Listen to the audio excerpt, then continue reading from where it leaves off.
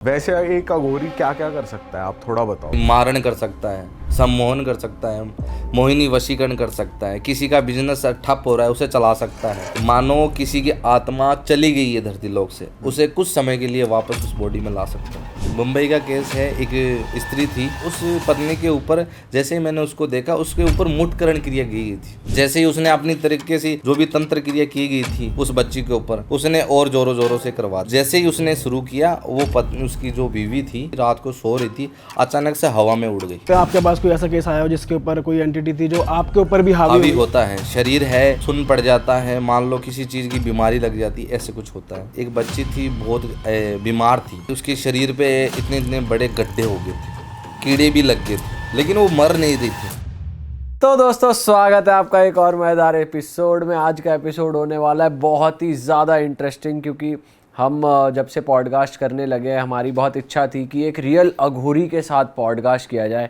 वैसे हमने अघोर कल्चर के बारे में बहुत सारी बातें करी हैं, पर अलग अलग लोगों से अलग अलग तरीके से बातें करी हैं, पर आज पहली बार हमारे पॉडकास्ट पे एक रियल अघोरी हमारे बीच मौजूद है। अघोरी कुलदीप भृगुवंशी जी।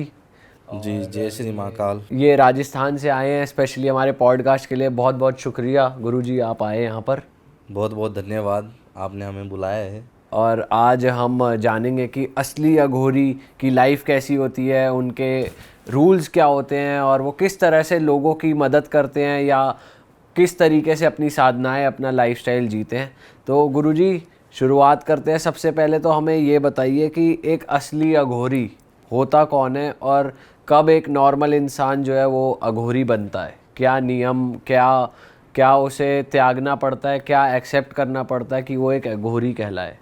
सबसे पहले तो मैं ये बताऊंगा, एक रियल अघोरी जब माँ के पेट से जब जन्म लेता है इंसान, जब उसकी नाड़ी काटी नहीं जाती, तब से वो अघोरी रहता है। क्योंकि उसे संसार का कोई भी ज्ञान नहीं होता, ना तो अमीरी का, ना कोई गरीबी का, पैसे का, लालच का, मोह का, कुछ भी नहीं रहता है। अगर वो उसी टाइम अघोरी बनना चाहे तो अघोरी है, उसके मन से अगर धारणा पैदा हो जाए तो। और जब समाज में आता है, 5 साल का, 2 साल का होता है, तो लोगों के बीच में रहता है, तो लालच का, अपना और पराया, माँ और बाप का, भाई और बहन का, सभी का उसको क्या है, धीरे धीरे ज्ञान होने लगता है। फिर समाज से चीज़ें जुड़ती है, उसे लालच आता है उसको कि भी मुझे ये चीज़ चाहिए। फिर क्या है, घर में सभी को बोलता है और चिड़चिड़ा हो जाता है अपने किसी भी चीज़ को लेके कि भी मुझे ये चीज़ चाहिए, उसे लालच पैदा हो जाता है।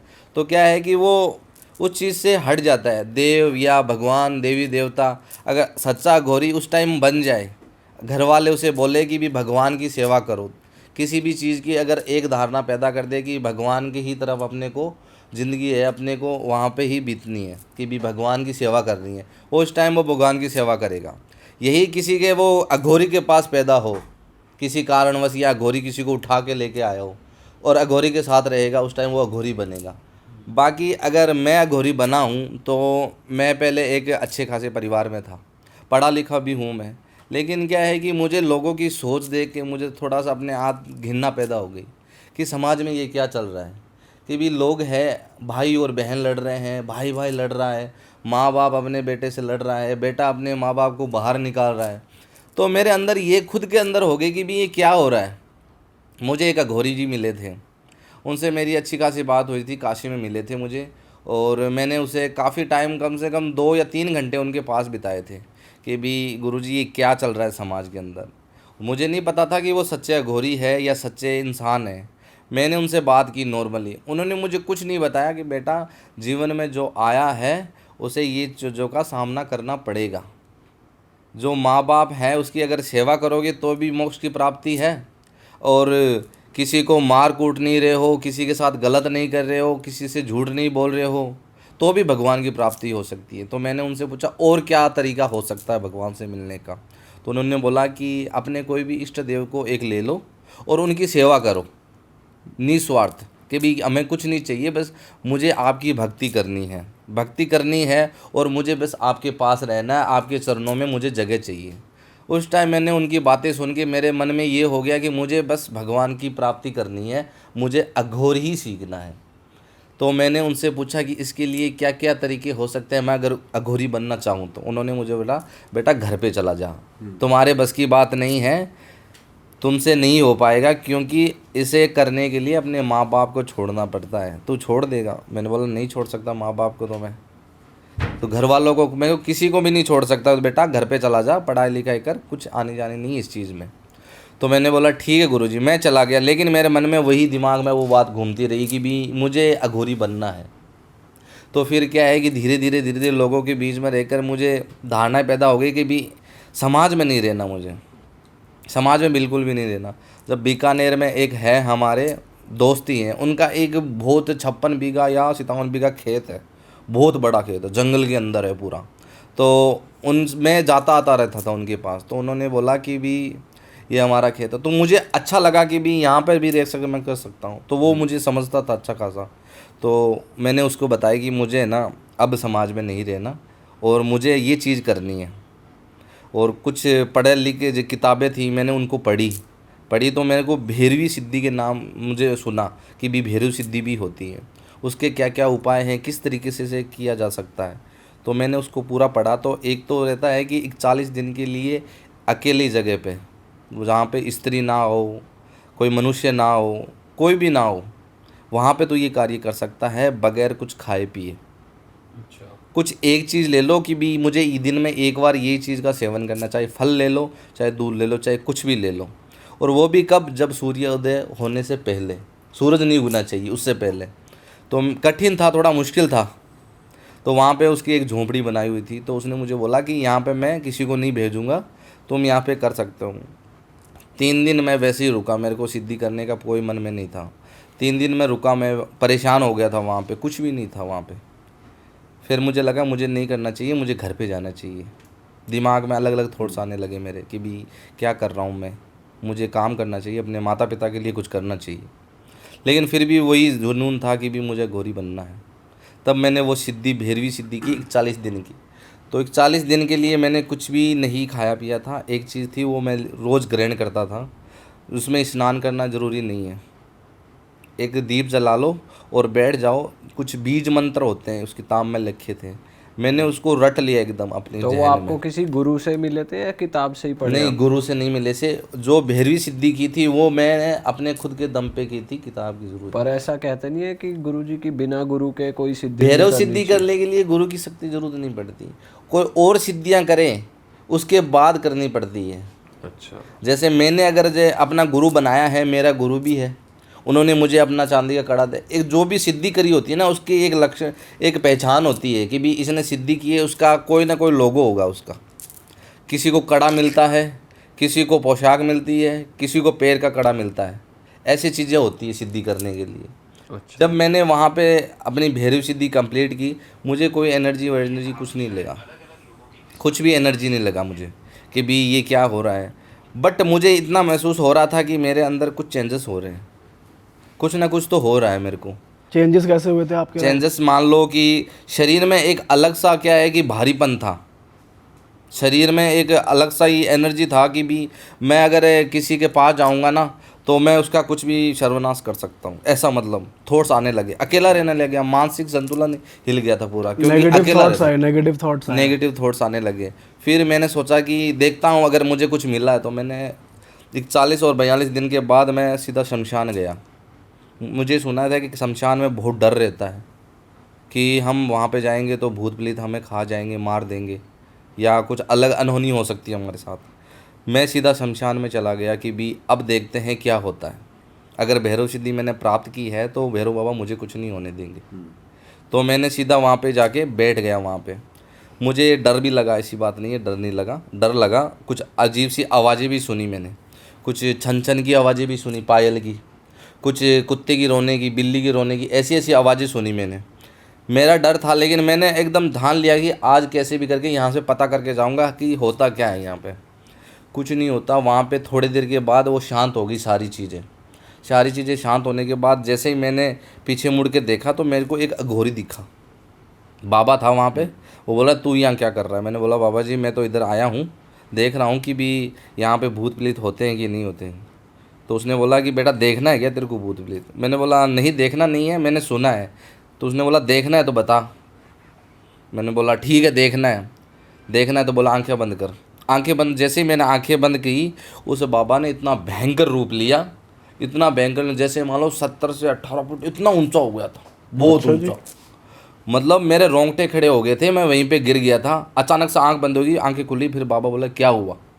उन्होंने बोला आप ये क्या कर दिया आप मेरे साथ? तो उन्होंने बोला बेटा देखो डर होना बहुत ज़रूरी है इसे, अगर जब तक डर नहीं लगेगा बेटा तब तक तो अच्छा गौरी सच्चा गौरी बन नहीं पाएगा, डरना ज़रूरी है। तो मैंने बोला बाबा जी कैसे और क्या मैं प्राप्त कर सकता हूँ? फिर उसने मुझे अपने स्थान पे लेके गया था, वो उनका काशी पे था स्थान, वही बाबा काशी के थे, वहाँ पे आए हुए थे। तो उन्होंने मुझे काफ़ी कुछ सिखाया, गुरु दीक्षा दी, शिक्षा दी, अच्छे मार्गदर्शन बताए मुझे, इस तरीके से आप कार्य करो, आपको अच्छा ही फल मिलने वाला है, गलत फल नहीं मिलेगा। क्या बताया उन्होंने आपको? उन्होंने मुझे बताया कि अगर तुझे कुछ अच्छा गौरी बनना है, सच्चा गौरी बनना है, सबसे पहले नियम होते हैं इनके। एक तो स्त्री से दूर रहना, किसी भी बड़े अपने से बड़े इंसान या छोटे इंसान को गलत मत बोलना, ठीक है। तीसरा ये कि अपने जैसे भी कोई भी अगर गुरु बनाओ उसकी आज्ञा का पालन करना है तुम्हें, अगर उसने अच्छा मार्गदर्शन दिया है तो अच्छा ही मार्गदर्शन दिया है, उसका अगर तुम गलत उपयोग करोगे तो तुम्हारा नुकसान होना है। अगर किसी भी चीज़ का हम गलत अहित करने वाले हैं तो लास्ट में उसका अंत गलत ही होना है। तो मैंने बोला ठीक है बाबा जी। फिर मैंने कम से कम उनके साथ 5 साल बिताए थे। 5 साल तक उन्होंने मुझे गुरु दीक्षा दी। दीक्षा देने के बाद मैं अघोरी बना। बहुत जननी गलत थी, बहुत दूरी थी। फिर धीरे धीरे मैं अलग अलग कुछ सिद्धियां प्राप्त करने लग गया। अच्छा गुरुजी, हमने सुना है कि जो अघोरी होते हैं वो मांस खाते हैं, लाशों के साथ रहते हैं, उनको खाते हैं और मल मूत्र खाते हैं, ऐसा सच है? बिल्कुल। मल मूत्र, गाय का गोबर, कचरा, मांस मान लो बकरे का, चाहे जीव हो चाहे इंसान हो, किसी का भी खा सकते हैं। आपने खाया था? बिल्कुल खाया है मैंने। तो ये आपके नियम में वो जुड़ा हुआ है कि अब आपको डेली खाना होता है जब से आपने साधना करी है? नियम ये है कि मेरे गुरु ने बताया था कि अघोरी का कोई भी खान पान, रहन सहन, पहनावा कुछ भी नहीं होता। अगर तुम ये सब कर सकते हो तो ही बन पाओगे अघोरी, ऐसे नहीं बन पाओगे। उसका कोई भी खान पान नहीं है, उसे भूख लगी है, सामने कोई भी चीज़ है वो खाएगा, चाहे मल पड़ाओ, मूत्र पड़ाओ, चाहे आदमी पड़ाओ। और उसे सर्दी लगी है तो किसी भी चीज़ को ओढ़ के सो जाएगा, प्यास लगी है कुछ भी पी जाएगा। अगर उसे किसी चीज़ का लालच आ गया, किसी चीज़ को अच्छा लग गया तो वो उसे प्राप्त करेगा, चाहे उसके लिए उसे मारना पड़े, चाहे उसका गलत करना पड़े। पर लालच तो गुरुजी फिर आना ही नहीं चाहिए ना। लालच तो छोड़ना इसमें क्या होता है कि अघोरी होता है ना, वो उसको लालच नहीं होता, लेकिन उसकी मन की इच्छा है तो पूरी वो करेगा। लालच तो वो हो गया कि उसको उस चीज़ का लालच हो गया, वो पैसे कमा रहा है, वो लालच होता है। वो लालच नहीं होता, अपना ही लालच होता है बस, कि खाना गुरुजी, पीना मन और की रहना। इच्छाओं को तो नॉर्मल इंसान भी पूरा कर रहा है, कोई वही तो मोह माया में रह के कोई काम करके कर रहा है। पर अगर आपने सब कुछ त्याग दिया तो फिर इच्छाएं ही तो सबसे पहले ख़त्म होती है ना। इच्छाएं तब शुरू होती है कि जब इंसान नॉर्मल जीवन जी रहा है, उसे लालच क्या होता है, पैसों का रहता है, शोहरत का रहता है कि मैं ये चीज़ कमाऊँ।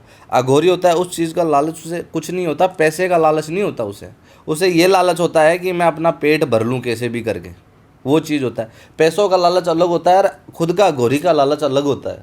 उसमें लालच वो होता है, उसे खान पीन का लालच होता है कि अगर कुछ चीज़ अगर मेरे को चाहिए तो वो मैं लूँगा, वो लालच होता है। किसी का अहद थोड़ी कर रहे हैं। बट हमने तो अक्सर यही सुना है कि अगर इस राह पे कोई निकलता है, साधनाएं करता है, घोरी कल्चर को फॉलो करता है, हाँ। तो उनके अंदर ऐसी इच्छाएं या लालच वाली चीज़ें होती ही नहीं है, शब्द होते ही नहीं उनके अंदर। अलग अलग होते हैं अघोरी, कई टाइप के होते हैं। कोई समाज में रह के कल्याण करता है, वो भी अघोरी रहते हैं कि उसका शादीशुदा होने के बाद भी अघोरी बनते हैं, ऐसी बात नहीं है। उसके बच्चे होते हैं, वो अपने परिवार में भी रहता है, अच्छा। ऐसे भी अघोरी होते हैं। कुछ ऐसे अघोरी होते हैं जो जंगलों में रह के सब तपस्या करते हैं। कुछ अघोरी होते हैं ऐसे कि लोगों के सामने भी रह के काम करते हैं। कई प्रकार की अघोरी होते हैं, उनके कोई नाम नहीं होते। अच्छा। लेकिन जो सच्चा अघोरी होता है उसका धारणा यही रहता है कि समाज में किसी भी चीज़ को अपने उपयोग में ना ले, किसी भी चीज़ का, मान लो चाहे पैसा हो, चाहे स्त्री हो, चाहे बेटा हो, चाहे माँ हो, उस चीज़ों का सहारा ना ले। पर अघोरियों के लिए गलत और सही क्या होता है? जैसे कि नॉर्मल इंसान देखे तो वो ये सोचेगा कि हाँ मतलब किसी इंसान को खाना गलत है, तो एक अघोरी वो चीज़ भी कर ही रहा है, तो एग्जैक्टली गलत क्या उनके लिए कि भाई ये चीज़ तो करनी ही नहीं है, या कुछ ऐसा है ही नहीं? गलत अघोरी को क्या होता है कि पहले से मालूम चल जाता है हर चीज़ों का। इंसान जब उससे मिलता है तो उसे डायरेक्ट पता चल जाता है कि ये इंसान मुझसे क्या चाहता है। तो उसे पहले ही मालूम चल जाता है, तो वो पहले ही बोल देता है कि भाई तुम मेरे पास मत आना, तू दूर रह, तू मेरा जैसा ही है, तुझे अपने से मतलब है, ठीक है, तो तू दूर रह, मैं तेरा काम बिल्कुल भी नहीं करूँगा। वो क्या है कि लालच देते हैं कि भी मैं आपको इतने सारे पैसे दे दूंगा, आपका जो वहाँ पे झोंपड़ा है उसका घर बना दूंगा या वो कर दूंगा, आप मेरा कार्य कर दो। लेकिन जो वो कार्य लेके आया है मेरे पास, उस कार्य को करने के लिए मुझे तीसरे इंसान का अहित करना पड़ेगा, और वो बिल्कुल भी नहीं करेंगे। अगर सच्चा गौरी होगा तो नहीं करेगा। और कोई दूसरा, कई प्रकार के गौरी बताए ना, समाज में रह के कल्याण करने के लिए, उसका घर चलाने के लिए वो उसका कार्य कर सकता है, उसे पर्सनली लालच रहता है उसका। और गुरुजी वैसे इस फील्ड में पाखंड भी बहुत ज़्यादा चल रहा है। बिल्कुल कि कुछ अघोरी ऐसे होते हैं उनको मंत्र भी नहीं पता होते, पर वो अघोरी बोलते हैं अपने आप को। बिल्कुल बिल्कुल। तो सही अघोरी कैसे पकड़े आदमी कि भाई ये जेन्युइन है और ये नहीं है? ऐसे तो देखो, मन की धारणा है, वो तो खुद से ही पता लगना पड़ेगा। कि मान लो कि हम किसी अघोरी के पास जा रहे हैं, खुद को ऑटोमेटिक पता चल जाएगा कि भी ये सच्चा है कि गलत है। सच्चा अघोरी होगा तो वो यही बोलेगा अपने घर पे जा कार्य कर, काम, ये चीज़ में कुछ नहीं पड़ा है कि अगर तंत्र का सहारा ले रहे हो तो नुकसान होना तय है। अघोरी का भी नुकसान होगा उसमें, अघोरी का नुकसान होगा, वो चीज़ उसे मिल जाएगी, लेकिन जो पीछे जाके लास्ट में जाके उसका परिणाम है ना, वो बहुत बुरा होने वाला है।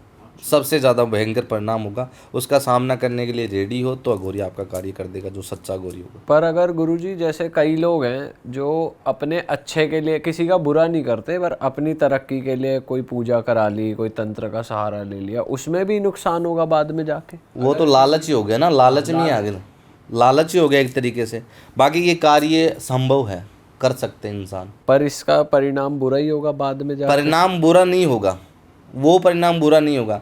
अगर किसी चीज़ का मान लो बिजनेस में किसी को लॉस हो रहा है किसी कारणवश, या किसी ने करवा दिया हो, उसके स्तंभम क्रिया होती है एक, जैसे गति रुकना। स्तंभम क्रिया का मतलब होता है गति रुकना। गति जब रुक जाती है, किसी का कार्य चल रहा अच्छा खासा, बड़ा एम्पायर खड़ा कर दिया उसने, किसी ने क्रिया करवा दी गौरी से, कुछ मान लो कील डाल दी या कुछ और डाल दिया, उसका एम्पायर धीरे धीरे डाउन चला जाता है। तो फिर वो क्या है कि किसी अघोरी को दिखाता है। अगर सच्चा अघोरी होगा तो वो उसे तुरंत बता देगा तुम्हारे ऊपर ये चीज़ की गई है। और दूसरा अघोरी वो उसे भटकाएगा, बेटा तू नारियल लेके आ, तुम वो काला धागा लेके आ, वो तू वहाँ पे डाल दे, चौराहे पे जा, वहाँ पे तू टोना टोटका कर दे, उसे वो घुमाएगा। बिजनेस में तो प्रॉब्लम हो रही है, परेशान है, उससे और ज़्यादा परेशान हो जाएगा। उसका मन है वो उससे उठ जाएगा। और जो सच्चा अघोरी के पास जाएगा तो भी उसको क्या है कि ये लगेगा कि ये भी ढोगी है। सच्चा अघोरी को तुरंत बता देगा बेटा ये प्रॉब्लम है, ये चीज़ करवा ले तू, तेरे को तुरंत इलाज मिल जाएगा। अच्छा डॉक्टर होगा, वो क्या करेगा, सबसे पहले यही जांच करता है कि रिपोर्ट विपोर्ट देता है, सारी बीमारी का जड़ निकालता है कि ये बीमारी है, इसी का इलाज करवाओ तुम, किसी चीज़ का इलाज मत कराओ। हमको पेट में दर्द होता है तो हज़ारों कारण से पेट में दर्द हो जाता है, ये ज़रूरी नहीं है अपेंडिक्स है अपने को, वही चीज़ है ना। तो अगर सही डॉक्टर है तो सही इलाज बताएगा, सही अघोरी है तो सही तरीके से अगर उसके पास जा रहे हो तो सही इलाज बताएगा, गलत इलाज नहीं बताएगा वो। वैसे एक अघोरी क्या क्या कर सकता है, आप थोड़ा बताओ कि एक क्या अघोरी क्षमता होती है बहुत कुछ कर सकता है, जैसे मारण कर सकता है, सम्मोहन कर सकता है, मोहिनी वशीकरण कर सकता है, किसी का बिजनेस ठप हो रहा है उसे चला सकता है। मानो किसी की आत्मा चली गई है धरती लोक से, उसे कुछ समय के लिए वापस उस बॉडी में ला सकता है, ऐसे कार्य कर सकता है। जिंदा कर सकता है इंसान? बिल्कुल कर सकता है जिंदा, कुछ क्षणों के लिए, हमेशा के लिए नहीं। ऐसे कुछ केसेस की बात करते हैं महाराज जी, आपके पास कोई अपनी समस्या लेके आया हो और किसी के ऊपर बहुत ज़्यादा नेगेटिव एनर्जी है, किसी टाइप की चीज़ उनके ऊपर, और आपने उनको ट्रीट करा हो? बिल्कुल, मुंबई का केस है एक मेरे पास। मुंबई का केस है, एक स्त्री थी, शादीशुदा थी, उसके 2 बच्चे थे। उसके ऊपर मतलब ये था कि उसका शरीर था सफ़ेद पड़ चुका था पूरा, सफ़ेद जैसे कि धब्बे होते हैं ना शरीर पे, वैसे सफ़ेद धागे पड़े थे, और आंखें अंदर चली गई थी, डार्क सर्कल होने लगे, और वो उसका खून है थोड़ा सा कम होने लग गया। उसको मानो कि एक तरीके से अच्छा खासा शरीर था उसका, खूबसूरत थी दिखने में, फिर अचानक से धीरे धीरे वो कम होने लगा। फिर क्या है, उसने कहीं काफ़ी जगहों पे दिखा चुके थे, मतलब कामाख्या, ये कोलकाता में माता है, वहाँ पे काफ़ी जगह पे वो जा चुका था कि भी मेरी पत्नी कैसे भी करके ठीक हो जाए। मेरा ही एक वीडियो देख के उन्होंने मुझसे कांटेक्ट किया था कि भी गुरुजी मेरी बात ये, मेरी पत्नी ये है और इसको ये प्रॉब्लम है, आप मेरे को सीधा डायरेक्ट बता दो क्या करना है।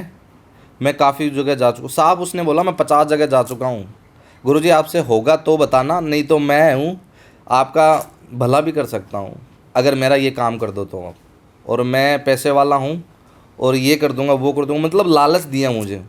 मैंने बोला बेटा तू लालच क्यों दे रहा है मुझे, अपनी पत्नी को बेच रहा है क्या, सौदा कर रहा है क्या मेरे साथ? तो बोलो गुरुजी ऐसी बात नहीं है, मैं काफ़ी जगह जा चुका हूँ, भटक चुका हूँ, तो मुझे ऐसा लगता है कि लोगों को बस यही चीज़ चाहिए, काफ़ी पैसा मैं दे चुका हूँ लोगों को। मैंने बोला कुछ नहीं होगा, आप एक काम करो, आपकी पत्नी को वहाँ पे लेके आ जाओ हमारे स्थान पे। वो अपनी पत्नी को लेके आया था। उस पत्नी के ऊपर जैसे ही मैंने उसको देखा, उसके ऊपर मुटकरण क्रिया की गई थी। कौन सी क्रिया? मुटकरण क्रिया, जिसे हम मरण क्रिया बोलते हैं हमारी भाषा में। अच्छा, मुटकरण क्रिया बोलते हैं इसे। मरण क्रिया की गई थी, मतलब उसके मुटकरण ऐसे किया गया था कि बाल, नाखून, कपड़े सारे कुछ उस स्त्री के जो थे, वो जिस गौरी को करवा रहा था, जो गौरी करवा रहा था उसके पास थे। क्योंकि जो मुटकरण क्रिया की जाती है, कुछ अंग रहते हैं शरीर के, शरीर का कपड़ा, नाखून, बाल, ऐसी ऐसी चीज़ें साथ में रहो। पीरियड का कपड़ा हो तो उससे और ही भयंकर हो जाता है। जब पीरियड का जब मासिक धर्म आता है बच्ची को, किसी लड़की को, अगर क्रिया की जाए तो किसी अघोरी को पकड़ लो, किसी बात सिद्ध तांत्रिक को पकड़ लो, वो कोई भी तोड़ नहीं पाएगा पीरियड के कपड़े पर अगर किसी ने किया है तो। जब वो बच्ची मेरे पास आई तब मैंने उसे बताया कि बेटा मुटकरण क्रिया है, आप पे की गई है। तो उन्होंने पूछा कि मुटकरण क्रिया क्या होती है? तो मैंने बोला मरण क्रिया। ऐसा कोई इंसान है जो आपसे जलता हो? तो उन्होंने बोला कि हज़ारों इंसान है मेरे पास, हमसे जलते हैं, क्योंकि हमारा अच्छा खासा एम्पायर है, हमारे 2 बच्चे हैं, और क्या है कि हम अच्छे परिवार में रहते हैं, तो लोग जलते ही हैं। जब मैंने उस बच्ची को बिठा के अपने स्थान पे, जब हमारी तंत्र जो था हमारे पास, उससे हमने देखा तो उसकी जो थी ना सगी बहन, जो लड़की थी, उसकी सगी बहन ही उसे जलती थी, दूसरा कोई नहीं था। सगी बहन ने सगी मरण क्रिया बहन कराई। मरण क्रिया करवाई उसके ऊपर, सगी बहन ने। क्यों? क्योंकि उसकी बहन अच्छे घर में रह रही थी, अच्छे घर में रह रही थी, और जो सगी बहन थी वो थी कुंवारी। उसको ऐसा लगता था ये मर जाएगी, उसकी जगह मैं मौसी बन के उन बच्चों को पाल लूँगी, कल को उसके साथ मेरी शादी भी हो सकती है। और ये पता कैसे लगता है कि सगी बहन ने ही करा है, मतलब कंफर्म कैसे? सारा कुछ दिखता है। जब हमारे धोने पे हम जो चीज़ें लगाते हैं ना, तब ऑटोमेटिक सामने दिखा देता हूँ मैं कि ये देखो ये इंसान कर रहा है। उनको भी दिखता है, बिल्कुल दिखता है, अग्नि में दिखता है। वैसे ये भी कहते हैं कि अलाउड नहीं होता बताना। हाँ, कई लोग बताते नहीं, जरूरी कि नहीं किसने है, करा है। पता नहीं होता अलाउड क्या है। किसी को पता ही नहीं होगा तो अलाउड नहीं। वो तो ये बोला कि देखो बेटा मैं किसी का नाम नहीं खोलूंगा, बट ये इंसान है। हाँ। अलाउड नहीं है, नाम नहीं, नाम बताओ क्या दिक्कत है। उसे सतर्क रहेगा इंसान, डर रहेगा, दूर रहेगा कि भी हाँ इस इंसान से हमें खतरा हो सकता है, उससे दूर रहेगा। जब उस बच्ची को मैंने दिखाया ना तो उसके रोंगटे खड़े हो गए, मेरी सगी बहन ये सब कर सकती है। तो उसने मुझे हाथ जोड़ के ये विनती की, मेरी बहन का कुछ नहीं होना चाहिए, और मेरे ऊपर जो क्रिया की गई है उसे नष्ट कर दो बस।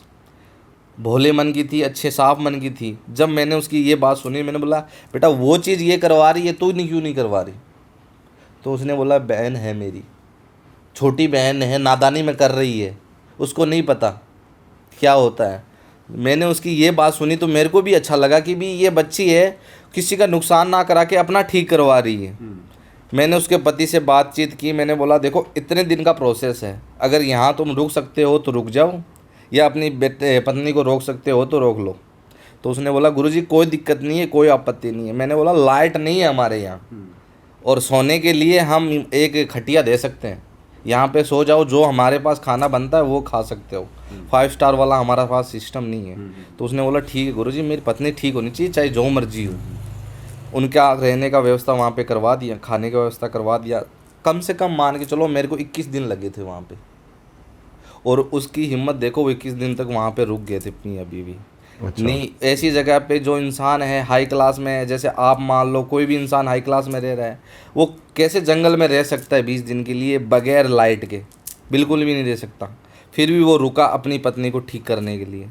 जैसे जो अघोरी था, जो कर रहा था, वही राजस्थान का ही था अच्छा, करने वाला। पता चल गया था? पल गया सारा कुछ, एकदम 2 मिनट में पता चल गया कि ये राजस्थान का है।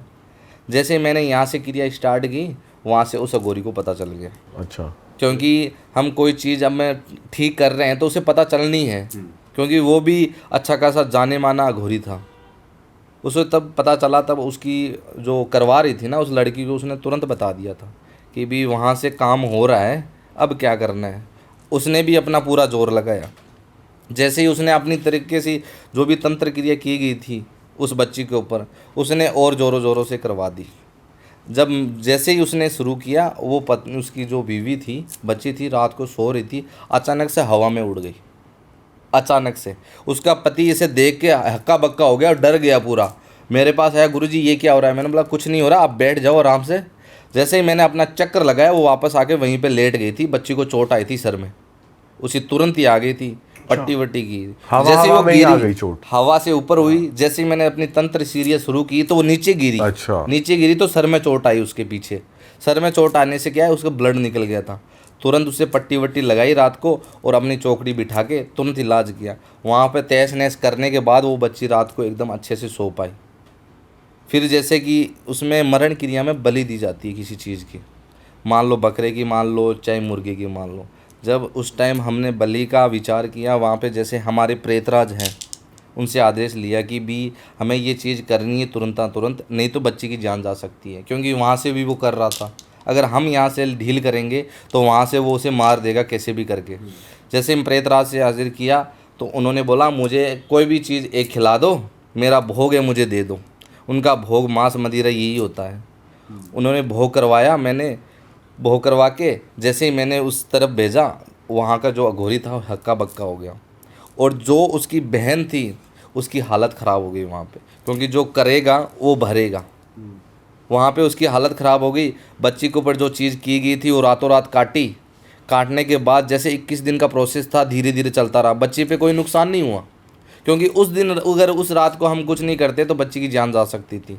वो सबसे भयंकर रात थी मेरे दिन की, पूरी ज़िंदगी की भयंकर रात थी। अगर उस दिन उस बच्ची की जान चली जाती, मैं अपने आप को कभी माफ़ नहीं कर पाता। आपको भी कुछ असर हो रहा था बॉडी पे? मेरे को तो कुछ नहीं असर न, लेकिन वो बच्ची थी, उसकी जान जा सकती थी। कल को अगर वो हवा में उठ रही थी उस टाइम, अगर मैं कुछ नहीं कर पाता तो वो अपने साथ उसे लेके जा सकती थी। कौन सी एंटिटी, कौन सी आत्मा छोड़ी हुई थी उन पर? उस पर आत्मा नहीं छोड़ी थी, मुठकरण क्रिया ऐसी क्रिया होती है जैसे कि शमशान में हम जाते हैं, जब प्रेतराज होता है, जैसे भूतों का सबका एक लीडर होता है, वो उस लीडर को कि अपने कैद में करके उससे सारा काम करवा रहा था।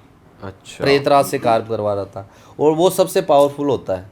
ओह। इसलिए होता है क्योंकि वो भूतों का राजा होता है। वो अगर उसे भोग करवा के, उसे सिद्ध करके अगर कोई कार्य किया जाए तो वो क्या है कि अब तुरंत कल्याण से काम करता है, तुरंत प्रभाव से प्रभाव दिखाता है वो। तब उससे आदेश लेके हम जो कार्य कर रहे थे उसे ख़त्म किया। 21 दिन के बाद है वो बच्ची अच्छी खासी ठीक हो गई, लेकिन आज तक उस बहन को पता नहीं चला कि यही मेरी बहन काम करवा रही थी। उसने बताया नहीं कभी। जिन्होंने करवाया था उनको कोई नुकसान नहीं हुआ? नुकसान नॉर्मल नुकसान हुआ, इतना नुकसान नहीं पर ये हुआ। तो कहते हैं कि जैसे वापस होता है तो डबल होता है जिसने कराया उसके ऊपर। बिल्कुल नहीं होता, ऐसा नहीं होता। अंत माड़ा होता है उसका। जो चीज़ करवा रहे हैं वो घूमती रहती है, हाँ, घूमती रहती है, अंत में आएगी, अपने चरम सीमा पे आएगी, उसका नुकसान कर देगी वो। एकदम नहीं होता कुछ भी। एकदम कुछ नहीं होता।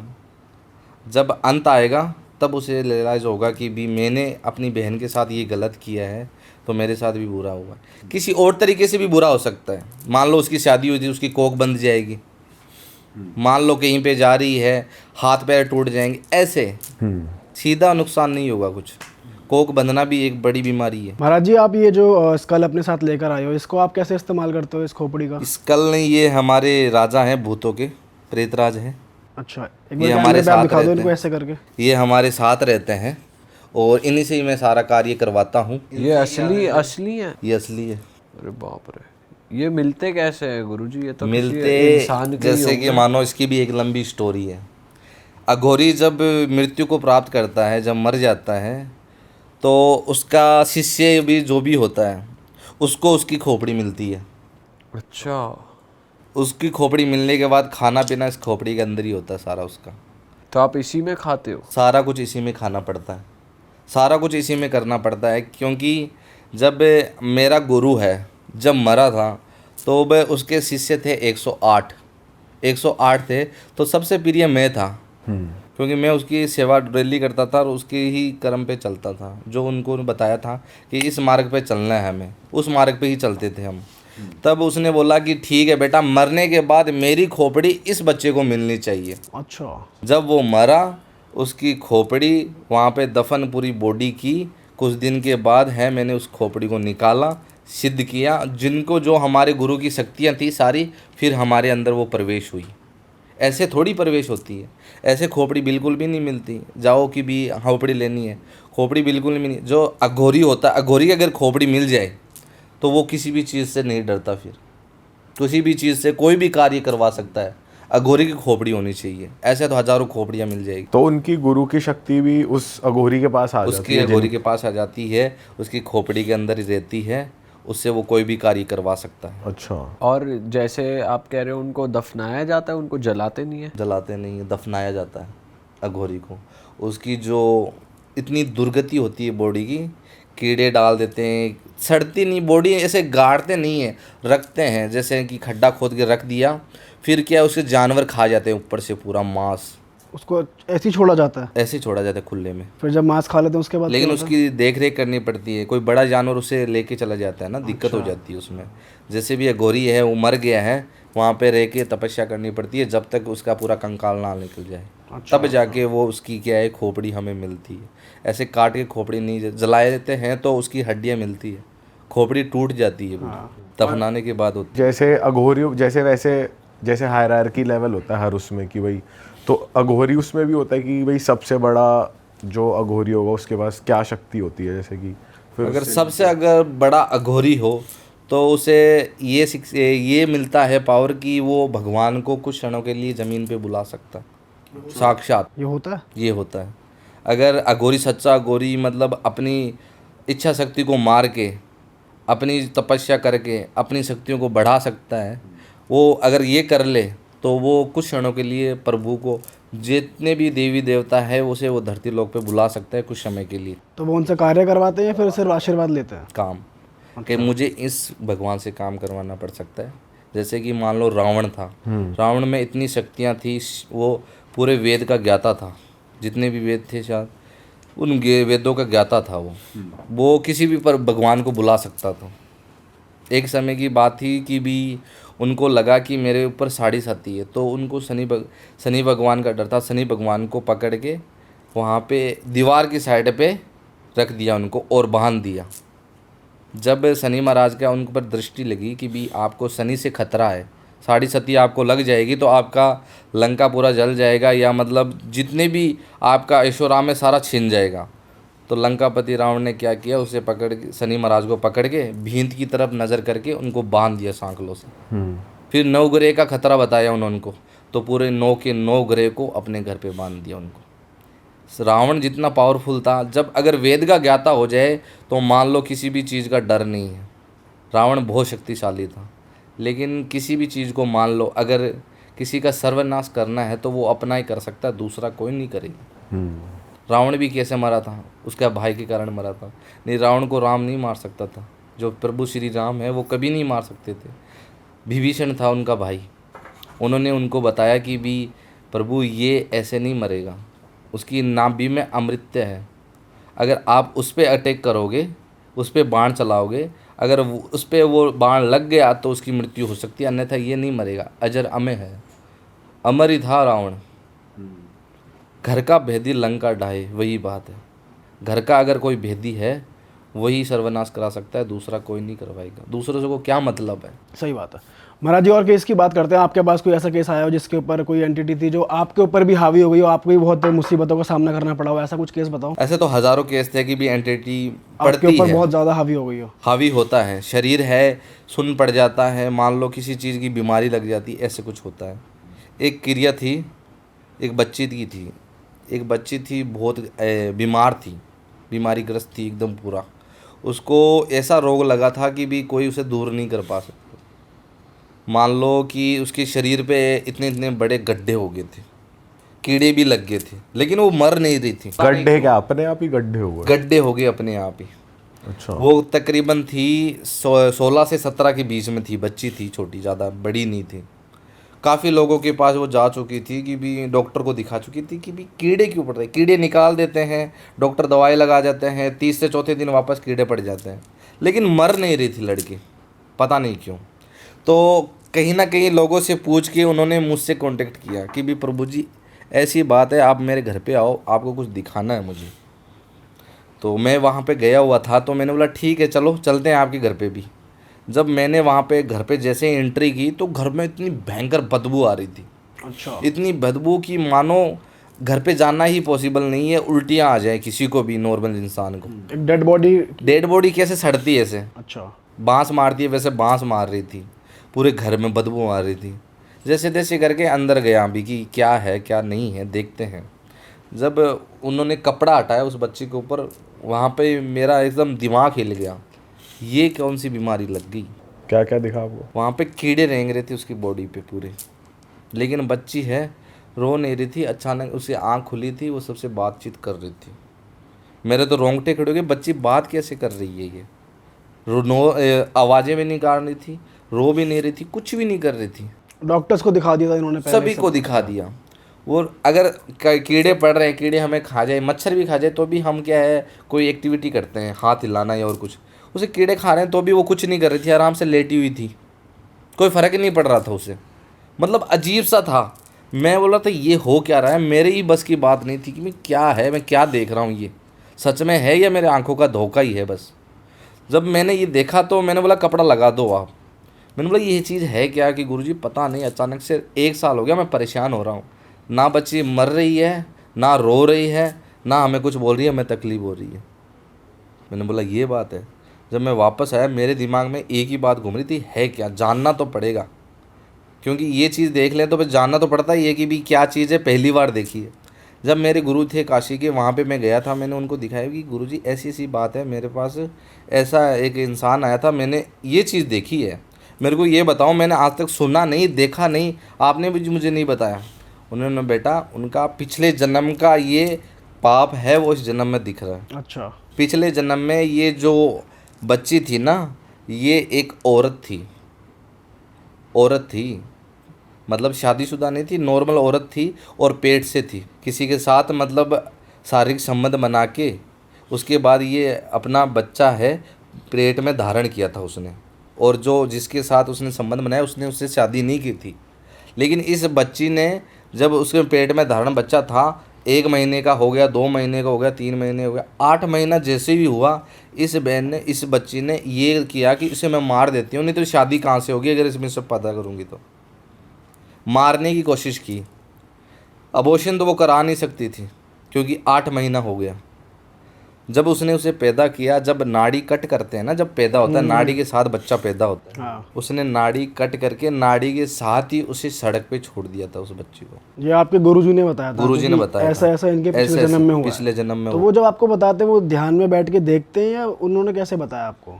उनको सारी चीज़ पता चल जाती है क्योंकि वो सिद्ध पीठ के सिद्ध गुरु है ना, तो उन्हें क्या है ऑटोमेटिक पता चल जाता है कि भी क्या चीज़ हो रहा है, सारी चीज़ बता देते हैं। यहाँ बैठे बैठे भी बता सकते हैं कि वहाँ चीज़ क्या हो सकती है। अच्छा। उनकी जो आंखें हैं ना, आंखों से सारी चीज़ पता कर सकते हो, उनको किसी चीज़ का छूने की ज़रूरत नहीं पड़ सकती।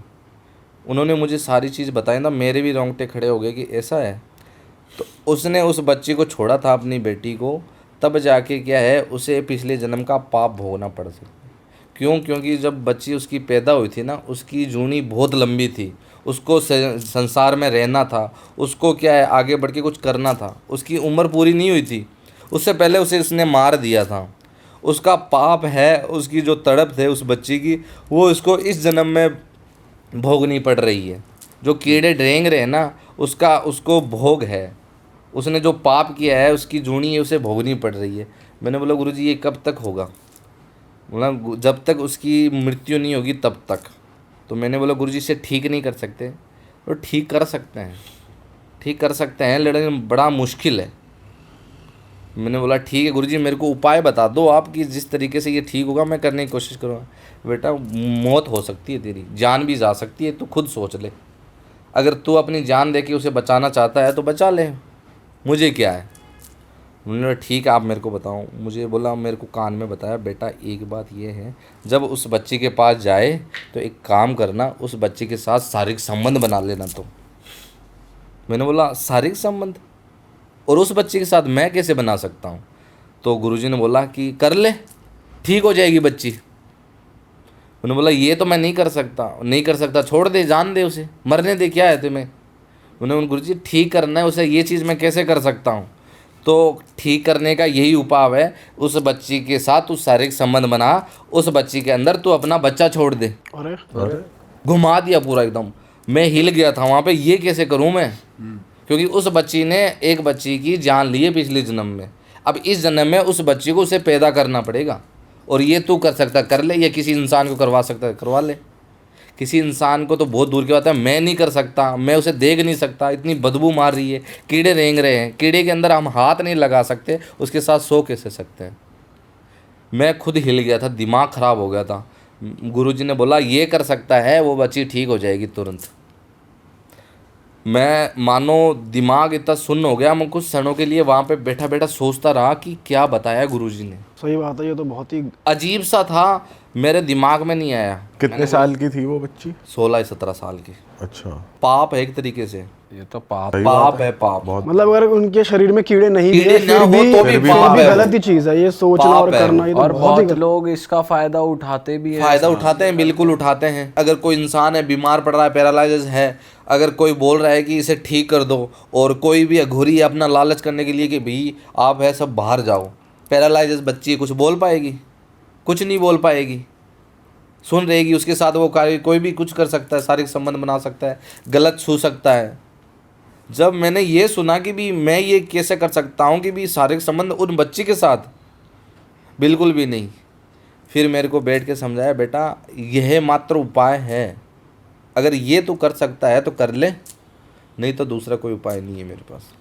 मैं वापस आया, उसके बाप को बुलाया, मैंने आओ मेरे पास, मैं आपको कुछ बताता हूँ। वो मैं जैसे ही उसे बताया कि ये चीज़ करनी पड़ेगी, उसने मेरी कॉलर पकड़ ली सीधा। क्योंकि एक बाप है, अपनी बच्ची की ये बात सुन के कोई भी हावी हो सकता है कि भी ये चीज़ क्या बोल रहे हो आप। उसने मुझे गला पकड़ा, मैंने बोला बैठो आप, मैं नहीं बोल रहा मैं करूँगा, अगर इलाज है तो यही है, इसके बाद कोई इलाज नहीं है। उन्होंने बोला कि गुरुजी माफ़ करो, आप है इतना कुछ किया मेरे लिए, जाओ आप, ठीक है। ये नहीं कर सकता। मेरी बच्ची वहाँ पे बैठी है, मैं कोशिश कर लूँगा जितना मेरे से होगा, लेकिन ये पाप नहीं होने दूंगा मैं। मैंने बोला ठीक है कोई बात नहीं, आप जाओ। वो चले गया अपने घर पे बैठ के उसी दिमाग में यही बातें, मेरी बच्ची क्या पता सही हो जाए, क्या पता ठीक हो जाए। उसने एक जैसे स्वयंवर रखते हैं ना किसी का, राजा महाराजा अपने बच्ची के लिए भी स्वयंवर रख दो कि भी ये चीज़ करेगा तो मैं मेरी बच्ची से शादी करूँ। उसने इनाम रखा कि मैं अपनी जितनी भी जायदाद है, जितनी भी संपत्ति है, मैं उसके नाम कर दूंगा, मेरी बच्ची से कोई शादी करेगा तब। अच्छा। कि उसको तो इलाज कराना था अपनी बच्ची को, हाँ। ऐसे सीधा तो करवा नहीं सकता। डायरेक्ट उसने इनडायरेक्ट नहीं बोला, इनडायरेक्ट बोल दिया कि भी हाँ मेरी बच्ची के साथ शादी करेगा, मैं अपनी जितनी भी संपत्ति है, अच्छा खासा पैसे वाला था तो मैं सारी नाम कर दूंगा। मैं कंडीशन ये है मेरे बच्ची के साथ शादी नहीं, उसके साथ बच्चा भी पैदा करना पड़ेगा उसको। अच्छा। लोगों को किसी को लालच आया कि भी कर लेंगे, कोई दिक्कत नहीं है, संपत्ति आ रही है। काफ़ी लोग आए उनके घर पे, जैसे ही घर पे गिनती हुए वो बांस मारना और वो पर्दा हटा के लोग चिल्ला चिल्ला के बाहर निकल रहे थे। किसी की हिम्मत नहीं पड़ी, किसी की भी हिम्मत नहीं पड़ी। कम से कम ये 1-1.5 महीने तक चलता रहा। लोगों में बातें फैल गई कि भी ये चीज़ करनी है तो इतने पैसे मिल जाएंगे, इतनी संपत्ति मिल जाएगी। वो माता पिता घूम फिर के मेरे पास ही आए वापस। मुझे बोला कि आप मेरे बच्ची के साथ शादी कर लो, वापस घूम फिर के मेरे पास है। मैंने हंसते हुए बात किया, तुम्हारा दिमाग ख़राब है क्या, मैं शादी कर लूँ आपकी बच्ची के साथ? वो मेरी बच्ची कितनी छोटी है, 16-17 साल की है, कि गुरुजी मेरी बच्ची को बचाने के लिए मैं कुछ भी कर सकता हूँ। तो मैंने उसको तीसरा इलाज बताया। पहला उपाय तो वो था, दूसरा उपाय उन्होंने कर लिया, तीसरा मैंने बताया कि एक काम करो, एक सिद्धि होती है, वो सिद्धि आप कर लो माँ बाप, क्या पता ठीक हो जाए। तो 21 दिन की सिद्धि थी, मेरे पास बैठ के उन्होंने की कि भी करण पिशाचनी सिद्धि तो हम कर रखी थी, उससे एक अलग सिद्धि होती है। क्या नाम होता है उसका? उच्चाटन क्रिया। उच्चाटन क्रिया में ऐसी होती है, किसी भी चीज़ को हमसे जो प्रेमी है, हमसे वो दूर जा रहा है, उसे हमारे पास वापस लाने के लिए, एक तरीके से मर ही रही थी वो, उसे हम वापस पा रहे थे।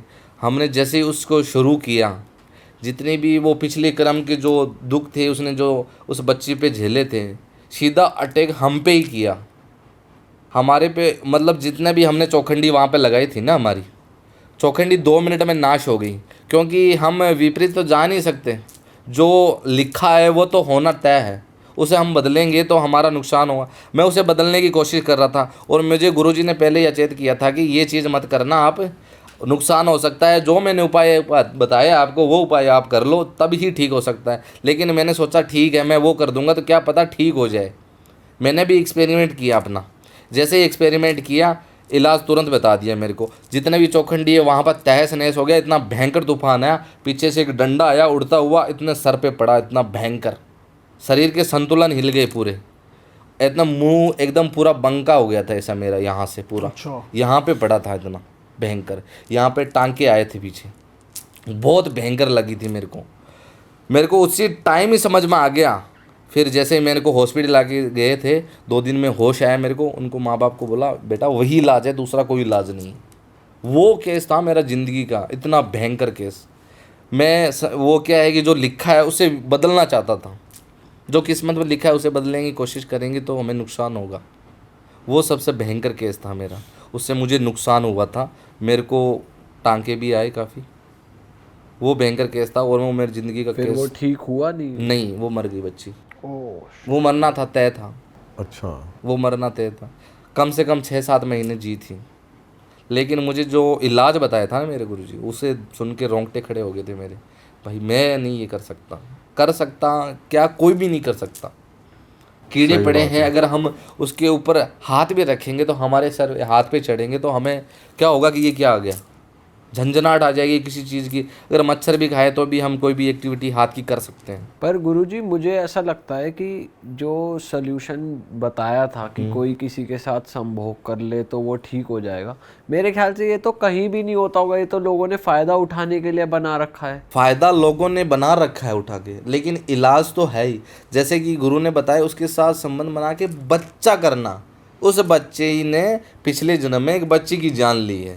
अब उस एक बच्ची को धारण करके पेट में समाज में लाना है, उसका पालन पोषण करना है। वो पिछले जन्म में नहीं कर पाई, इस जन्म में कर लो। ज़रूरी नहीं है अघोरी करे, शादी कर लो, शादी करके वो बच्चा पैदा कर सकती है। लेकिन जो चीज़ दुख भोगना है ना, वो भोगना ही पड़ेगा हमें। किसी चीज़ को अगर लेके हम धारणा पैदा कर रहे हैं कि हमें ये चीज़ नहीं भोगनी पड़ेगी भी। लेकिन एक आम इंसान के लिए समझना इस चीज़ को बहुत मुश्किल है कि यार ये वही बच्चा जन्म लेगा जो पिछले जन्म में इनका बीवी मर गया था, या फिर अगर ये साथ में अगर कर लेते हैं तो सो जाते हैं तो तभी ये सोल्यूशन, इसका सोल्यूशन सिर्फ यही होगा। ये समझना आम इंसान के लिए बहुत मुश्किल है। वही बात है ना, अगर मुझे नहीं बताया होता मेरे गुरु ने तो मुझे कहाँ से पता चलता। पहले तो पता करनी चाहिए किसी चीज़ की। हमें मान लो कि नींद नहीं आ रही है, रात को भूख नहीं लग रही है। नॉर्मल इंसान जो पढ़ा लिखा होगा वो क्या है, डॉक्टर के पास जाएगा या तो। और कुछ ऐसे बंदे होते हैं उसकी धारणा होती है मेरे ऊपर किसी ने करवाया, वो क्या है बाबा के पास जाएगा, बाबा बता देगा कि भाई बेटा तेरे ऊपर तो ये चीज़ की गई है, तो ये इलाज करा ले। तुम्हें भूख नहीं लग रही है, तुम्हें नींद नहीं आ रही है, दवाई लो भाई। दवाई लेके ठीक हो सकता है इंसान। बीमार हो रहा है, ठीक नहीं हो रहा है, एक डॉक्टर के पास ठीक नहीं है, दूसरे डॉक्टर के पास चले जाओ, दवाई बदल लो। सीधा बाबा के पास जाने से क्या होगा, कुछ नहीं होगा। पहले बीमारी जानो फिर उसका सही इलाज करवाओ, मैं तो यही बोलता हूँ। अच्छा गुरुजी, एक चीज़ और लोग ऐसा सोचते हैं, जैसे आपने भी बताया कि भाई अघोरी को पैसों से लालच नहीं होता, फिर भी हमने ऐसा सुना है कि अगर कोई मुसीबत में पड़ जाए तो लाखों लाखों रुपए की पूजा करवा देते हैं, फिर भी असर नहीं होता या कुछ भी। तो अगर कोई आपके पास आता है तो क्या उसे पैसे देने पड़ते हैं या फिर क्या होता है, मतलब इतना खर्चा किसी पूजा में क्यों आता है? मान लो कि हम घर में पूजा करवाने हैं किसी चीज़ की, घर की शांति की पूजा करवाने, जब हम पंडित बुलाते हैं, जब वो पंडित आता है तो सामान सामग्री साथ में लेके थोड़ी आता है। नहीं आता। वो लिस्ट बना के देता है कि जजमान ये सामान मेरे को चाहिए इस चीज़ में, वो ला के दे दो। सिंपल सा यही है, पैसों की ज़रूरत नहीं है, सामान ला के दे दो। बात वो है, 2 शब्दों में बात है, पैसा मत दो किसी को। अगर पैसा देना ही है कि भी मेरा जाना वहाँ पे मुश्किल है, भरोसा कर लो, लेकिन ऐसे वैसे हर किसी पे भरोसा मत करो कि भी कोई बोल रहा है कि मुझे पूजा के लिए इतने सारे पैसे चाहिए, पॉसिबल ही नहीं है। पहले बोल दो कि भी किस चीज़ की पूजा कर रहे हो, क्या क्या सामान चाहिए, लिस्ट बना दो। अगर पॉसिबल है तो आप ही भेज दो सामान, और इम्पॉसिबल है तो भाई पैसा लग जाएगा। किसी चीज़ को मान लो अगर करने में पैसा लगना है तो लगना तय है। हम माल मटेरियल मान लो कोई बिल्डिंग खड़ी कर रहे हैं, मिस्त्री को बुला दें, उसे बोल दोगे कि अभी बिल्डिंग खड़ी कर दो, सामान ही नहीं है हमारे पास, कोई है नहीं, ईंट नहीं है, बजरी नहीं है, कैसे खड़ी कर देगा वो बिल्डिंग? उसके पास कुछ चीज़ें होंगी, मटेरियल होगा तभी तो आके होगी, उसमें भी पैसा लग रहा है। ये तो है नहीं कि वो फ्री में करके देगा। किसी चीज़ को करने के लिए अगर पैसे लग रहे हैं तो सही तरीके से लगाना। इंसान मान लो कि गलत इंसान है कि भी मुझे ये चीज़ चाहिए और इतने पैसे लगेंगे, पहले परखो फिर जानो और फिर पैसे दो। अच्छा गुरुजी, जैसे ये वाले मुद्दे हो गए कि जैसे नॉर्मल लोगों के, इंसानों के घरेलू मुद्दे हो गए, किसी की तबीयत ख़राब है, किसी का कुछ छिन गया, सवाल ये भी उठता है कि अघोरियों के पास जब इतनी ताकत है तो सरहद के पार जो दुश्मन है वो क्यों नहीं कंट्रोल करते वो, या उनकी बुद्धि क्यों नहीं मोड़ते, ऐसा क्यों नहीं हो पाता? बात तो है, सरहद के पार है जो दुश्मन है उसे क्यों नहीं कर सकते। हाँ, बात ये है कि जैसे मान लो सरहद के पार जो दुश्मन है उसकी हमारे पास क्या जानकारी है? सब कुछ है। क्या है? ट्रम्प मान लो, सब ट्रम्प गलत कर रहा है, इंडिया के साथ कुछ कर रहा है, तो उसकी वीडियो है, फोटो, और ये कहते हैं कि डेट ऑफ बर्थ है, सब कुछ है। सब निकल रिश्ता थोड़ी लेके जा रहे हो, डेट ऑफ बर्थ से रिश्ता पता कर सकते हैं। बात यह है कि अगर हम किसी का नुकसान कर रहे हैं तो उसकी हमारे पास चीज़ें होनी चाहिए। ट्रम्प अपने नाखून के बाल दे देगा आपको? सर के बाल दे देगा हमें? हाथ के नाखून के दे देगा? सिंपल कपड़े दे देगा वो? इन चीज़ों की ज़रूरत पड़ती है। सरहद के पार जो दुश्मन है उन सारे के अगर ये चीज़ें लाके जाओगे डिग लग जाएगा पूरा। बड़ा सा प्लॉट लेना पड़ेगा हमने, वहाँ पे वो सारी चीज़ें डलेगी, तब जाके हम एक एक करके सारे का नुकसान करने जाएंगे, हमें जन्म नौ जन्म लग जाएंगे। पर कहते तो ये भी है कि फोटो से भी हो जाता है बिल्कुल तंत्र, सिर्फ फोटो से नहीं होता। फोटो से बिल्कुल नहीं होता तंत्र। कुछ चीज़ें होती हैं, उन चीज़ों से ही कार्य करना पड़ता है। खाली फ़ोटो से कुछ नहीं होता। ऐसे मुझे उठा के कोई भी फ़ोटो भेज देगा, रिश्ता भी तो होना ज़रूरी है ना उसके साथ। उसके साथ रिश्ता होना बहुत ज़रूरी है। मान लो किसी प्रेमी जोड़े को मान लो अगर कोई किसी के ऊपर करवा रहा है कि मुझसे वो रूठ गया है, दूर हो गया है, कुछ समय के लिए मुझे ब्लॉक कर दिया है, मुझे उससे वापस बात करनी है। रिश्ता क्या है, कितने साल का रिलेशन है वो मायने रखता है। चाहे 2 साल का हो चाहे 3 साल का, फिजिकल टच होना चाहिए दोनों के बीच में। फिजिकल टच नहीं होगा कार्य नहीं होगा बिल्कुल भी। क्यों? क्योंकि वो उससे जुड़ा ही नहीं है, आत्मा से जुड़ा ही नहीं है। तड़प भी तो बहुत ज़रूरी है। किसी चीज़ को हम पाने की कोशिश कर रहे हैं, हमारे भीतर जो हमारी जो अग्नि है, प्रेम की ज्वाला है, वो धधक नहीं रही है, बह नहीं है, तो फिर क्या ही मतलब प्यार करने का। वो सबसे ज़्यादा इम्पोर्टेंट है। अगर वशीकरण में एक मोहिनी वशीकरण होता है जिसमें मन को मोहित होता है, जिसका मन है किसी पे मोहित हो गया लेकिन सामने वाले का मोहित नहीं है, उस पर वो सिर्फ टाइम पास कर रहा है, उसको अगर वापस अगर मोहिनी वशीकरण कर रहे हैं तो उसके मन को मोहने वाली जो क्रिया करते हैं, उसका मन है उसके लिए धड़क जाएगा। उसकी जो प्रेम की ज्योति जो धीमी धीमी जल रही है वो भभक ले लेगी और वो उससे इतना प्रेम करने लग जाएगा मानो कि मान लो उससे ही शादी करना, उसके लिए कुछ भी करना, मर मिटना, ऐसी चीज़ें होती हैं। पर गुरुजी रिश्ता होना जरूरी है। जैसे कहते हैं कि जैसे आपने कहा कि जो लिखा है वो तो होके रहेगा, और जैसे शादी भी कहते हैं कि लिखी जा चुकी है, आपको किसके साथ कितने टाइम तक बिताना है या कौन आपका पार्टनर बनेगा, जोड़ी आसमान में बनती है, वो कितने साल शादी टिकेगी वो भी लिखा जा चुका है। तो ऐसे केस में अगर कोई कोशिश कर रहा है कि किस्मत से परे मैं किसी और का हो जाऊं या कोई और मेरा हो जाए, तो वो काम थोड़ी करेगा या कर जाता है उस केस में भी? शादी मतलब मान लो हम थोड़ा सा पीछे चले जाते हैं कि भी मान लो 90 शतक में, उस टाइम कोई भी कुंवारा नहीं रहता था। सुना है कि भी उस टाइम भी कुंवारे थे लोग, ज़्यादातर शादी करते थे।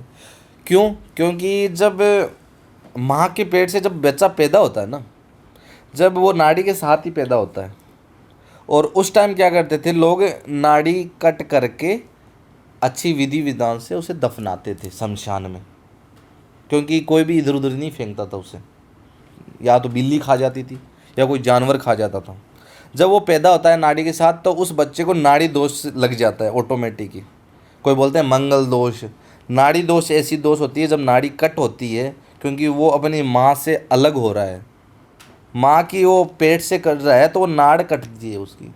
जब नाड़ कटती है तो उस बच्चे को नाड़ी दोष लगती है, क्योंकि वो माँ को नुकसान पहुँचा रहा है। तो नाड़ी दोष लगती है तब क्या करते हैं कि पुराणिक में जब नामकरण होता तो विधि विधान से होता था नामकरण। पंडित बैठता था, किसी पंडित को बुलाते थे और कुछ चीज़ें देते थे, सोने की तुस मान लो, तेल देते थे, चावल देते थे, ऐसी चीज़ें देते थे। वो नाड़ी की पूजा जब नामकरण होता था उसी टाइम कर देते थे, उसी टाइम वो नाड़ी दोष ख़त्म हो जाता था। आज के ज़माने में जब नामकरण होता है तो फंक्शन होता है, इवेंट होता है, ना कि पूजा होती है, नॉर्मल पूजा होती है, लोगों को पता नहीं चलता।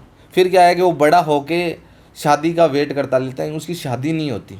कुंडलियाँ दिखाता है, कुंडलियाँ मिल जाती है, परिवार नहीं मिलते, परिवार सारे राज़ी हो जाते हैं, मियाँ बीवी राज़ी नहीं होते। ऐसी आगे से आगे चल के क्या है कि आ जाती है परिस्थिति। लोगों को पता नहीं है नाड़ी दोष के बारे में। लोग क्या है मंगल दोष के बारे में ज्ञान करते हैं।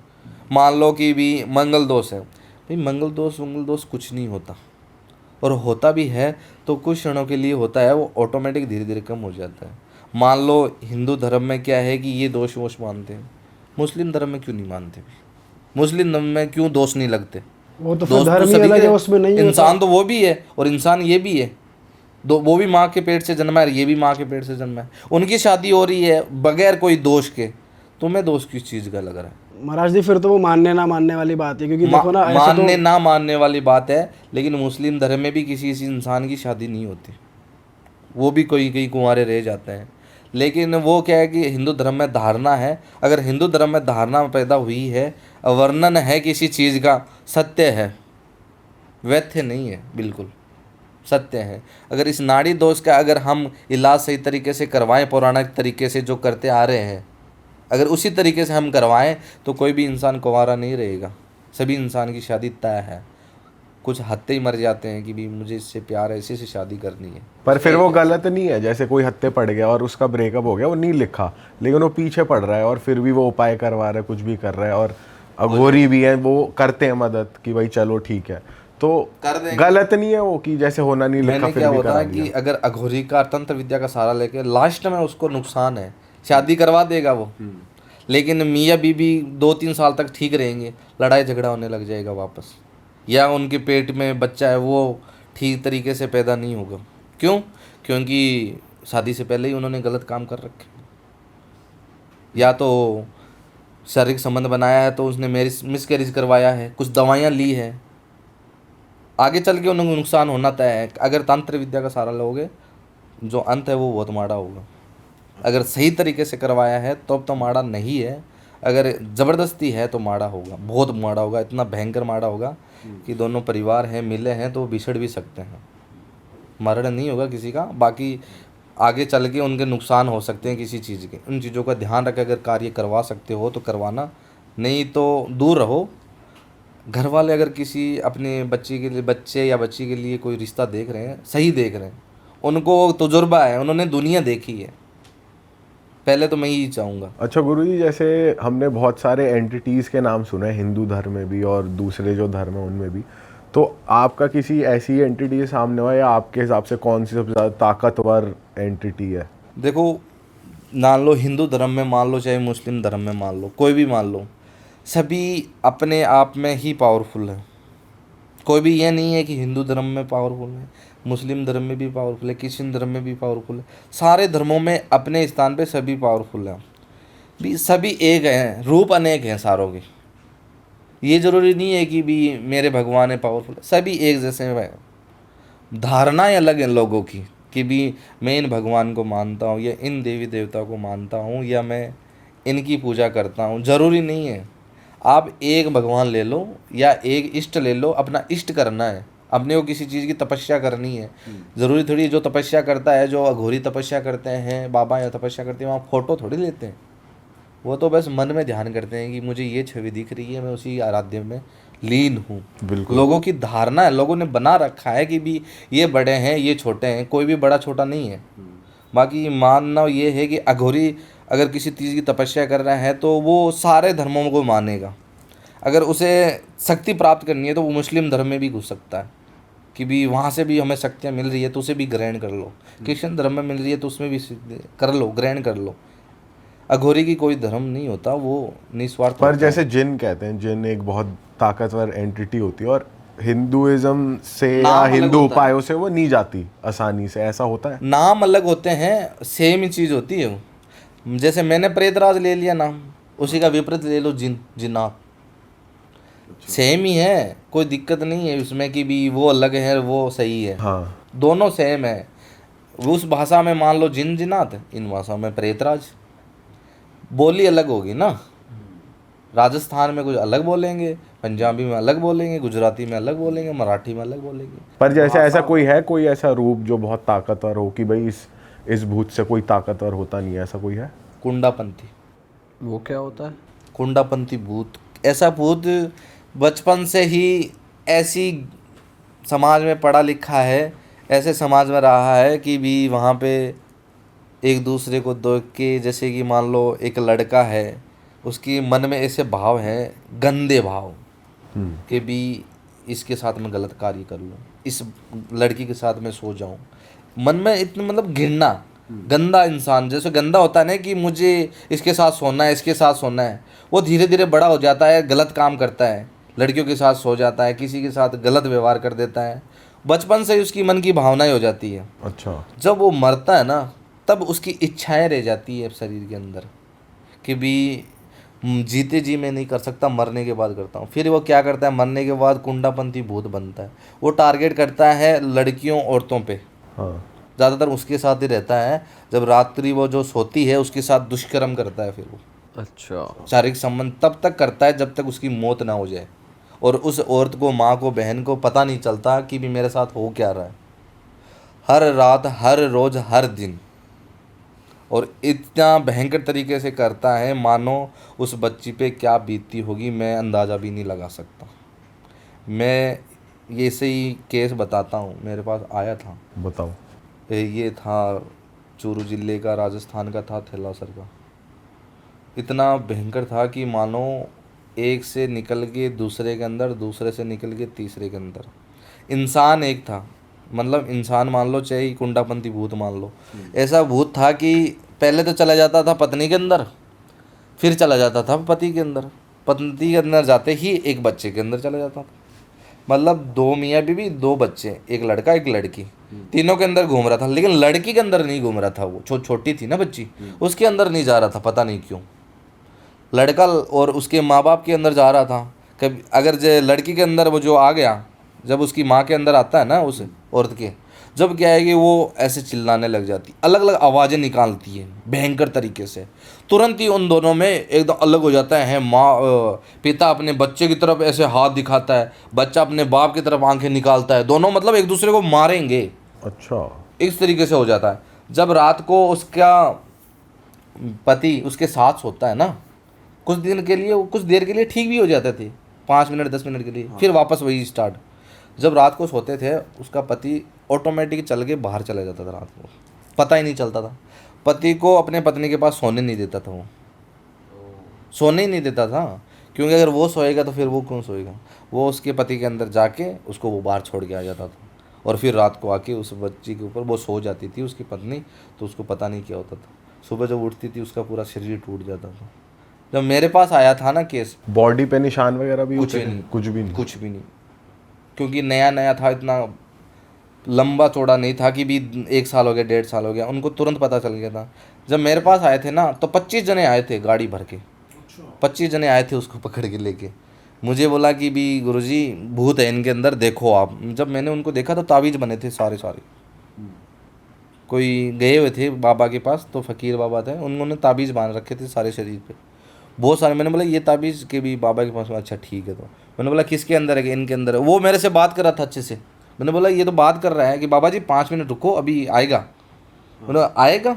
ये क्या है, इसकी भी डेट होती है क्या, टाइम होता है क्या? बाबा जी बैठो तो सही। मैंने बैठा, कई देर तक बैठा रहा, मैं 5-10 मिनट। मैंने बोला क्या है, आ ही नहीं रहा। तो बाबा जी बोलो ठीक है आएगा, अभी तो आया था थोड़ी देर पहले जना। मैंने बोला ठीक है चाय बना लो, इतनी देर चाय पी लेते हैं सभी। चाय बनाई जैसे ही, इतने में वो औरतें से नस हिलाने लगी, आवाज़ें निकाल रही थी सी अजीब सी। कैसी आवाज़? ऐसे मान लो ही, ऐसे मतलब जाड़ बींच के, मुंह खोल के नहीं, जाड़ बींच के, अजीब सी आवाज़ें थी, तीखी आवाज़ थी। ना तो उसकी पत्नी की थी और ना ही उसकी पति की थी, अजीब सी थी। तो मैंने देखता रहा, मैंने कर और कर।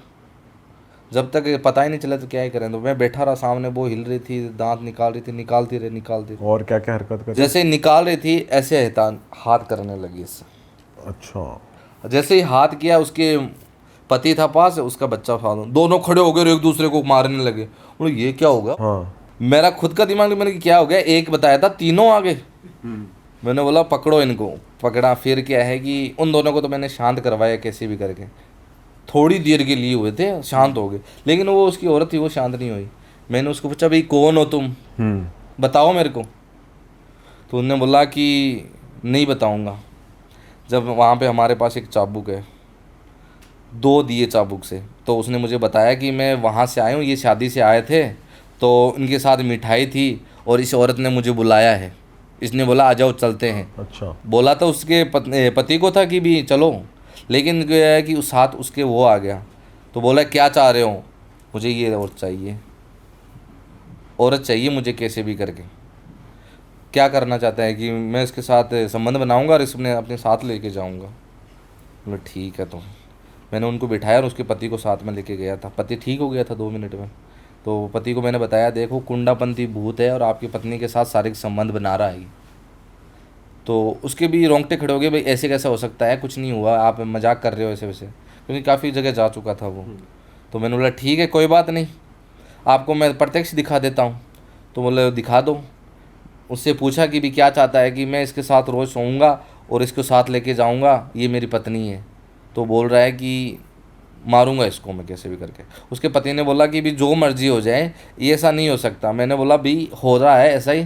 तो उसने मुझे ढोंगी से बोल के उस अपनी पत्नी को उठा के 25 लोगों के साथ गांव चला गया, अपने घर पे चला गया। अच्छा। घर पे चला गया। फिर शाम हुई, फिर वही रोना धोना, वापस वैसे ही के वैसे ही। मेरे को फ़ोन किया कि भी गुरुजी से ठीक कर दो आप। मतलब ठीक कर दूंगा, लेकिन टाइम इतना लगेगा, इतना आपका क्या है पैसा भी खर्च हो सकता है, मैं अकेला नहीं कर सकता। कितना पैसा बोला आपने? कम से कम 2.5 से 3 लाख रुपए लगते हैं इसमें। अच्छा। इतने पैसे कैसे, मतलब पूजा होती है? पूजा नहीं होती इसमें। क्या होता है कि गति मोक्षी होती है पूरी। जब कोई आत्मा को हम कैद करते हैं, उसकी जितनी भी इच्छाएं उसे पूर्ति करनी पड़ती हैं। जो भी किसी चीज़ का अगर भोग मांग रहा है, भोग देना पड़ता है। अगर जहाँ का वो तर्पण का बोल रहा है, वहाँ पे उसे तर्पण कराना जाता है विधि विधान से। किसी भी डेड बॉडी का जो भी चीज़ करवाते हैं, अगर भोज है किसी, अगर मृत इंसान का अगर हम मृत्यु हो जाती है तो उसका भोज करवाते हैं, भोज भी करवाना पड़ता है। जैसे 300-400 लोगों का भोजन भी करवाना पड़ता है। तो 300-400 अगर लोगों का भोजन करवाते हैं, कम से कम मान के चलो 1-1.5 लाख रुपए लग जाते हैं। और कुछ कपड़े दान करने पड़ते हैं भिखारी को और को, ऐसे करके इतने खर्चे पड़ जाता है। पर ऐसी हालत में अगर किसी के पास पैसे नहीं है तो फिर करते हैं इलाज या नहीं करते? काफ़ी इलाज है, लेकिन बात वो है कि भूत कौन सा है, पीछे कौन पड़ा है उसके। ज़रूरी नहीं है भूत है, हो सकता है बीमार भी हो सकता है वो इंसान। फिर क्या हुआ था इसमें, आप जब आपने उनको वो बताया? उसने पैसों का बोल के मना कर दिया, करवाया नहीं उसने। अच्छा। आज भी वो वैसे ही घूम रहा है। अच्छा, फिर वो आपके पास आए नहीं? आए नहीं। मैंने जब पैसों का बोला कि इतने रुपए खर्च हो सकते हैं, मुझे पैसे ना दो, आप साथ में पैसे लेके घूमो, जहाँ जहाँ खर्चा लगता है वहाँ पे लगा दो। उसने मना कर दिया। सरकारी नौकरी का था तो भी उसने मना कर दिया। आज भी वो वैसे ही घूम रहे हैं, उनका कोई किसी ने इलाज नहीं किया। अगर पैसों की तरफ सोचोगे तो इंसान को मरने पे छोड़ दोगे तो मरेगा वो इंसान। कोई तो इंसान ऐसा भी होता है कि भी मेरा भाई है मर रहा है तो उसे ठीक कर दो चाहे जो मर्जी लग जाए, लेकिन वो अपनी पत्नी को और अपने बच्चे को भी पैसों से तोल रहा है, तो फिर तो उससे बेवकूफ़ कोई नहीं हो सकता। गलत है ये। लेकिन जो कुंडापंथी भूत है वो सबसे खतरनाक भूत में माना जाता है। अच्छा। और इसके भोग, इसको सेटिस्फाई कैसे करते हो? जैसे कैद करना है तो सेटिस्फाइड मुश्किल है, लेकिन इतना भी मुश्किल नहीं है कि मान लो उसे किसी चीज़ में जकड़ा हुआ है, मान लो तंत्र, हमने चौकड़ी बना लो, जिस इंसान के अंदर है उसे पकड़ लो, कुछ खरोचे आएंगी उस बच्ची को, क्योंकि जो लातों के भूत है वो बातों से नहीं मानते, उसे फिर जकड़ना ही पड़ता है। कुछ चिंगारियाँ होती हैं हमारे पास, उसे गर्म करके लोहे की सीढ़ी उसे लगाना पड़ता है। कुछ मंत्रों से सिद्ध किया जाता है। जब उनके पास लेके जाते हैं, जब उसे टच करते हैं तो उसे खुद को भी पीड़ा होती है, इंसान को तो होती है लेकिन उसको भी पीड़ा होती है, तो वो उसे शरीर को छोड़ देता है। फिर कैद करके उसे जो भी मांगे उसे पूरी करके तर्पण करवा दो, उसकी मोक्ष हो जाता है। अच्छा। मोक्ष भी ज़रूरी है ना, मोक्ष नहीं करवाएंगे तो वो किसी और को भी नुकसान भी पहुंचा सकता है ना। ऑल राइट गुरुजी, इस एपिसोड को हम यही ख़त्म करेंगे और बहुत अच्छा लगा आपसे बात करके और बहुत बहुत शुक्रिया आप अपना टाइम निकाल के यहाँ हमारे स्टूडियो में आए और उम्मीद है आपको अच्छा लगा होगा पॉडकास्ट करके। हाँ, मेरे को बहुत अच्छा लगा ये। आपको वैसे अलाउड होता है गुरुजी कैमरा के आगे आना? क्योंकि कई अघोरी हमने देखे हैं जो कैमरा देखते ही दूर चले जाते हैं या कोई चाहते ही नहीं लोग उनसे बात भी करें, उनके पास भी आए। तो आपको अपने गुरु से परमिशन मिली थी, लेनी पड़ी थी? परमिशन, मैं तो बोल रहा हूँ साँच को आँच नहीं है। सच्चा इंसान है वो कहीं पे भी जा सकता है, किसी के भी सामने जा सकता है, ज़रूरी नहीं है कैमरे के, बस बात है।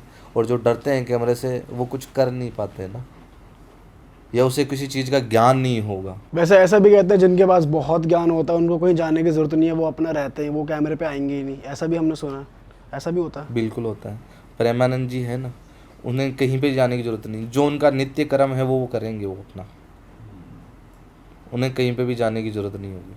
ऑल राइट गुरुजी, हम इस पॉडकास्ट को यही ख़त्म करेंगे। बहुत अच्छा लगा आपसे बात करके और अगर किसी को आपसे जुड़ना है, किसी को कोई समस्या है, तो वो कैसे आपसे कांटेक्ट कर सकते हैं? आप फ़ोन वगैरह चलाते हैं? हाँ, फ़ोन तो है हमारे पास, फ़ोन कर सकते हो आप मुझे। तो आपका नंबर हम नीचे डिस्क्रिप्शन में डाल देंगे।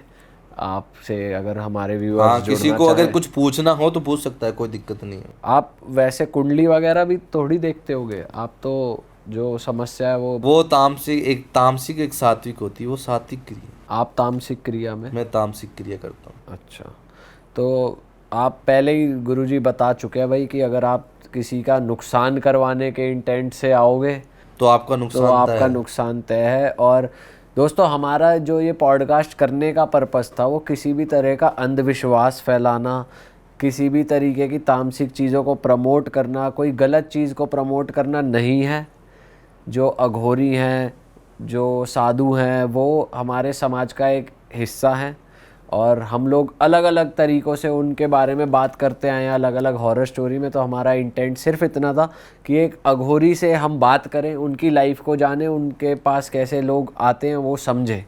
हमारा इंटेंट बिल्कुल भी ये नहीं था कि किसी चीज़ को, किसी अंधविश्वास फैलाया जाए, गलत चीज़ें प्रमोट करी जाएं या फिर आपका ध्यान भटकाया जाए, आपको किसी गलत राह की तरफ प्रमोट करा जाए। हम यही कहेंगे कि आप सच्चे बन के रहिए, अच्छे बन के रहिए, किसी का बुरा मत करिए और जो चीज़ें समाज में है वो बस सुनिए। एंटरटेनमेंट पर्पस के लिए जानना ज़रूरी है। आपका इंटरेस्ट है हॉरर स्टोरीज़ में, नेगेटिव उसमें, तो बस इंटरेस्ट के लिए, एंटरटेनमेंट के लिए हम ये पॉडकास्ट करते हैं और आप बस अपने कर्मों पे ध्यान दीजिए, अच्छे इंसान बनिए। आप कुछ कहना चाहेंगे गुरुजी? जो लोग, बच्चे इन्फ्लुएंस हो जाते हैं कि हम कुछ भी कर सकते हैं तंत्र को यूज़ करके, उनको आप एक मैसेज देना चाहेंगे? मैं तो एक मैसेज देना चाहूँगा सभी को कि जो अब मेरी बहनें हैं, जो मेरी माता हैं, उनसे ये मांगूंगा कि भी अगर किसी इंसान से अगर प्यार करना है, सच्चे इंसान से प्यार करना, उसे समझना कि भी ऐसा नहीं है कि अपना तन मन धन उसे मैं दे दूं कुछ समय के रिश्ते के लिए, कि भी 2 साल का रिश्ता है तो मैं उसके लिए कुछ भी कर मिटूँ, वो आपका फ़ायदा उठा सकता है। उन लोगों से थोड़ा सा सावधान रहना। बाकी सभी को जय श्री महाकाल। चलो दोस्तों, ख़त्म करेंगे इस पॉडकास्ट को और अगर आप बिना सब्सक्राइब करें हमारा चैनल देख रहे हो तो सब्सक्राइब कर दो और हम मिलेंगे आपसे नए एपिसोड में। टिल देन अपना बहुत सारा ध्यान रखो and bye bye, take care. जय श्री महाकाल। जय श्री महाकाल।